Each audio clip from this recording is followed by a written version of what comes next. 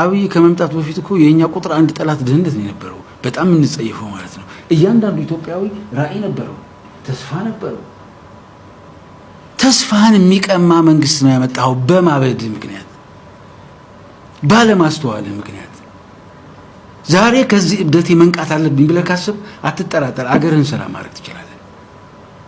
ትናንት ከተሳሳትከው የተሳሳተ መንገድ ልክ አልነበርኩም ብለህ ራስን የቆነጠጥክ ቀን ጀግና ትሆናለህ። ለዚህ ነፍሰ በላ መንግስት ፋታ አትሰጠው። እኔ ቅድም ጸግሽ ያቀረብካቸው የመፍትሄ ሐሳቦች እድሎች አሉ። ምንድነው እነዛ ያፈረስናቸውን ሴቶች ዞር ብለን ተመልሰን እነሱ ለመገንባት መሞከር፣ ከራስ ጋር መታረቅ ማለት ነው። ስለዚህ ቅድም ጨርሰዋል። በዩናይትድ አረብ ኤሚሬትስ ጦርነት ክፈት ሲባል የሚከፍት አቁም ሲባል የሚያቆም መንግስት በእብደታችን አመጣን። ምርጫው 2 ቀናት ብቻ በቀሩበት በዚህ ወቅት የኦሮሞ ነጻነት ሰራዊት አብይ አህመድን መምረጥ የፖለቲካ ወንጀል ነው ሲል መግለጫ አውጥቷል። የአብይ አህመድ መንግስት ሀገሪቱ በጦርነት እየተናወጠች ባለችበት፣ የፖለቲካ ፓርቲዎች በምርጫ በማይሳተፉበት፣ ቦርዱ ነጻ ባልሆነበት፣ ነጻ ደጋፊም በሌለበት የአብይ አህመድ መንግስት ምርጫ ሊያካሄድ መሆኑን የኦሮሞ ነጻነት ሰራዊት አስታውቆ ምርጫውን ለማካሄድ ይህ ፖለቲካዊ ወንጀል መሆኑንም ገልጿል። የኦሮሞ ነጻነት ሰራዊት እስከ ሰኔ 4 ድረስ የሚቆይም የትራንስፖርት እገዳ እንደሚያደርግ አስታውቋል። መግለጫው ከጀርባዬ የምትመለከቱት ነው። እኔ ደግሞ እንደሚከተለው አነብላችኋል። የኦሮሞ ነጻነት ሰራዊት መግለጫ የፌዴራል መንግስት በሀገሪቱ ውስጥ ቀጣይ ግጭቶችና የፖለቲካ አለመረጋጋቶች ቢኖሩም የተገደደ ምርጫ ለማካሄድ እየሞከረ ነው ሲልም ከሷል። ኦኤልኤ ወይንም ደግሞ የኦሮሞ ነጻነት ሰራዊት ማለት ነው እንደገለጸው በርካታ ዋና ዋና ተቃዋሚ ፓርቲዎች በምርጫው ሂደት ለመሳተፍ ፈቃደኛ አልሆኑም። እንዲሁም አሁን ያለው የፖለቲካና የተቋማት ሁኔታ ተአማኒነት ያለው ምርጫ ሊያካሂድም አይችልም ብሏል። መግለጫው በእነዚህ ሁኔታዎች ውስጥ እየገፋ ያለው ይህ ምርጫ ተራ የውሸት ትዕይንት ብቻ ሳይሆን የፖለቲካ ወንጀል ነው ሲልም አስታውቋል ማለት ነው። ቀጥሎም ደግሞ በመላው ኦሮሚያ ሙሉ የትራንስፖርትና እንቅስቃሴ እገዳ መጣሉን ገልጾ እገዳው ወዲያውኑ እስከ ሰኔ 4 ድረስ እንደሚቆይም አስታውቋል። በመግለጫው መሰረት ሁሉም ተሽከርካሪዎችና የንግድ ትራፊክ ተከልክለዋል። በሰብአዊ አገልግሎት ፕሮቶኮል የሚሰሩ አምቡላንሶች ብቻ ከእገዳው ነፃ እንደሆኑም ገልጿል ማለት ነው። ቡድኑ ትዕዛዙን የሚጥሱ አካላትን አፋጣኝና ጠንካራ እርምጃ እንደሚወሰድባቸውም አስጠንቅቋል። በተለመደው ያልተለመደው ሁኔታ ግን ኦኤልኤ በአዲስ አበባ ያሉ ዲፕሎማቶችንም በእገዳው ጊዜ ወደ ኦሮሚያ ወይም በኦሮሚያ ውስጥ ጉዞ እንዳያደርጉ መክሯል። የፌዴራል መንግስትም እስካሁን ድረስ ለኦኤልኤ ወይንም ደግሞ ለኦሮሞ ነጻነት ሰራዊት መግለጫ ይፋዊ ምላሽ አልሰጠም። ሆኖም መንግስት ከዚህ በፊት የህግ መንግስታዊ ሂደቶችን ምርጫ ጨምሮ ምንም እንኳን የደህንነት ችግሮች ቢኖሩም እንደሚቀጥሉ ገልጿል።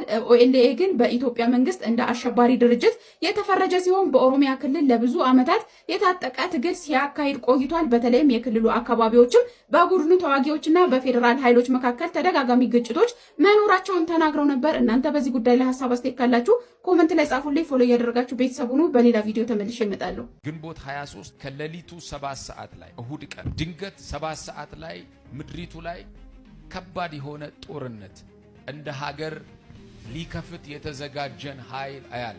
በጣም የሚገርማችሁ ግንቦት 23 ካልተሳካልን በእነኚህ ጊዜያቶች ላይ እቅዳችን ካልተሳካ እስከ ሰኔ 15 ድረስ ምድሪቱ ላይ ከባድ የሆነ ማዕበልና ወጀብን ጦርነት እናስነሳለን ብሎ በጣም በቁጣና በዛቻ የተነሱ ታላላቅ ሀገራትን አያለ። የከተማ ጦርነት ለማስነሳት ከግንቦት 23 ጀምሮ ሰኔ 15 ድረስ በጨለማ ዓለም የታቀደ ምድሪቱ አይታ የማታቀው ከተማ ውስጥ ጦርነት አስነሳለሁ ብሎ የሚዝት የጥልቅ ኃይላትን አያለሁ በመንፈስ። በጣም የሚገርማችሁ በእነኚህ ቀናቶች ውስጥ ካመለጥኩኝ ኢትዮጵያን መያዝ አልችልም ብሎ የሚዝትስ መንፈስ ገርማችሁ የእግዚአብሔር መለኮታዊ ጣልቃ ገብነት በእነዚህ ቀናቱ ሲሆን አያለሁ። የጠላትን እቅድ አፍርሻለሁ አለ። የሚሰሙ ዜናዎች አሉ፣ ጣልቃ ገብቻለሁ አለ። የሚሆኑ ምልክቶች አሉ፣ ቀድም ያለው አለ። የሚገርማችሁ እነኚህ ቀናቶች ካለፉ በኋላ በኢትዮጵያ ምድር ላይ ታይቶ ተሰምቶ የማያውቅ መለኮታዊ የሆነ ሰበር ዜና፣ መልካም የምስራች በኢትዮጵያ በታሪኳ አግኝቷ የማታውቀው ታላቅ ተአምራት ምድሪቱ ላይ ሲሆን ያለው የሰላም ዝናብ ሲዘንብ ያለው ለምድሪቱ ረፍት ሲሆን ያለው ዓለም የሚነጋገርበት ይሄ ዓመት ከማለቁ በፊት 2018 ከማለቁ በፊት ለዘመናት የኢትዮጵያ ጥያቄ የሆነ ጉዳይ መልስ ሲያገኛል። ኢትዮጵያ እንግዲህ እንደምናውቀው 6 ተከታታይ ሀገራዊ ምርጫዎችን አካሂዳለች። ያው እስካሁን መንግስት የቀየረ ምርጫ ባይደረግም ከነዚህ ከ6ቱ ሀገር አቀፍ ምርጫዎች የ1997ቱን ማንም የሚረሳው ምርጫ አይደለም። በኢትዮጵያ ታሪክ ውስጥ ከተደረጉ ሀገራዊ ምርጫዎች the most democratic election የሚባለው የ1997ቱ ነው። መንግስት ፈቃደኛ ሆኖ ምርጫውን ላሸነፉት ፖለቲካል ፓርቲዎች ስልጣኑን አላስረከበም እንጂ የምርጫ ሂደቱንና የምርጫውን ውጤት ካየን the most democratic የሚባል ምርጫ ለአንዴም ለመጨረሻም ጊዜ የተካሄደው እስካሁን ስላላየን ማለት ነው። ለመጨረሻም ጊዜ የተካሄደው 1997 ከዛ በኋላም በፊትም የተደረጉትን 5ቱን ሌሎቹን ምርጫዎች ካየን በተወሰነ መልኩ መጠኑ ይለያይ እንጂ ምርጫውን ተከትሎ የፓርቲዎች ቅሬታ፣ አለመግባባት፣ ግርግር ምናምን ነበረው። ዘንድሮ ወይም ደግሞ 7ኛው ሀገር አቀፍ ምርጫ ግን ከነዚህ ከ6ቱ ተቃራኒ ነው የሚሆነው። ተቃራኒ ስላችሁ በጣም ፍጹም ሰላማዊ፣ ምንም አይነት አለመግባባት የሌለው፣ ምንም አይነት ግርግርና ረብሻ የሌለው ፍጹም ሰላማዊ ነው የሚሆነው። ምክንያቱ ምን ይመስላችኋል? እስቲ ምክንያቱም ኮሜንት ሴክሽን ላይ ጻፉልኝ፣ ይጠብቃችኋለሁ።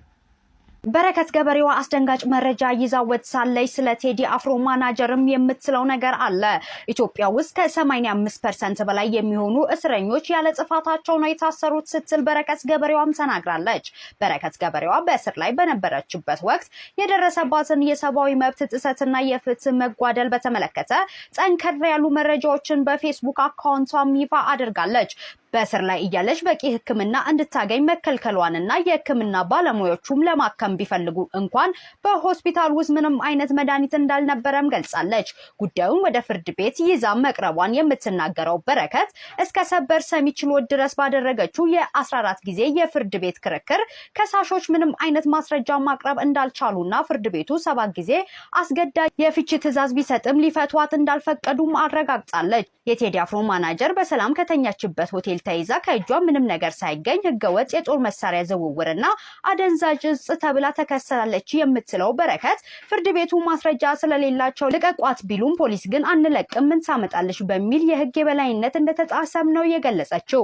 በአሁኑ ወቅት ጉዳዩን በአየርላንድ የሰብአዊ መብቶች ተሟጋችና በምክትል ጠቅላይ ሚኒስተር ቢሮ እየታየ መሆኑን የጠቆመችው በረከት ጉዳዩን ወደ ዓለም አቀፍ ፍርድ ቤት ሊያመራ እንደሚችልና በእጇ ያሉትን ጠንካራ ማስረጃዎች ለዓለም አቀፍ ጋዜጠኞች አሳልፋ እንደምትሰጥም አስታውቃለች። በመጨረሻ መርከብ ሙሉ ነዳጅ ለኬንያ ነጋዴዎች የሸጣችሁ ሚኒስተሮች ለመዋረድ ተዘጋጁ፣ በእኔ ላይ ጥይታችሁን ጨርሳችኋል ስትል ጠንከር ያለ ማስጠንቀቂያም አስተላልፋለች።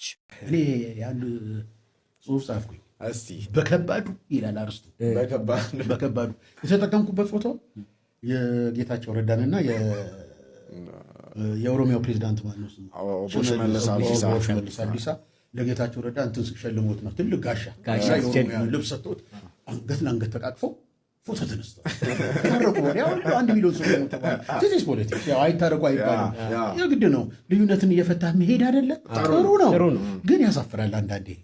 ይሄን የሆነ ነገር ተናግሬ ዛሬ እኔ ሌላ ቦታ ደብር ስታንዳርድ ነውና ምን በከባዱ አንድ ሴትዮ ልጅ አለቻቸው። ልጅቷ አግብታ ከባሏ ጋር ትኖራለች። እስቲ ልጅ ልጠይቃት አሉና ሲሄዱ ይኸው ባሻዬ እንዴት ነው ታውቃለህ? ተሰባብሯል፣ እንትን መስታወት ተሰብሯል፣ የቁሳጥ ምናምን ተሰባብሯል፣ ኪችን ሲገቡ ብርጭቆ ተሰብሯል፣ ጠርሙስ ተሰባብሯል። ድብለቅለቆት ምንድነው ይሄ ነገር? ምንድነው ምን ሆናችሁ ነው ሲል ከሱ ጋር በከባዱ ተጣልተን ነው። በከባዱ ተጣልተን ነው ብቻ ሳይሆን በከባዱ ከሱ ጋር ተጣልተን ነው። በጣም አዘኑ። የመኝታ ቤት ሲሄዱ መኝታ ቤት 4ቱም እግር ተሰብሯል። የመኝታ ቤቱ ያልጋው ያኛውን በከባዱ ተጣልታችሁ ይሄኛውስ እንዲህ ምን ሆናችሁ ነው ደግሞ ያልጋው ለሁለት የቆረጣችሁት ሲባል አይ ትንሽ ቆየንና በከባዱ ታረቅን። በከባዱ ታርቀን ነው።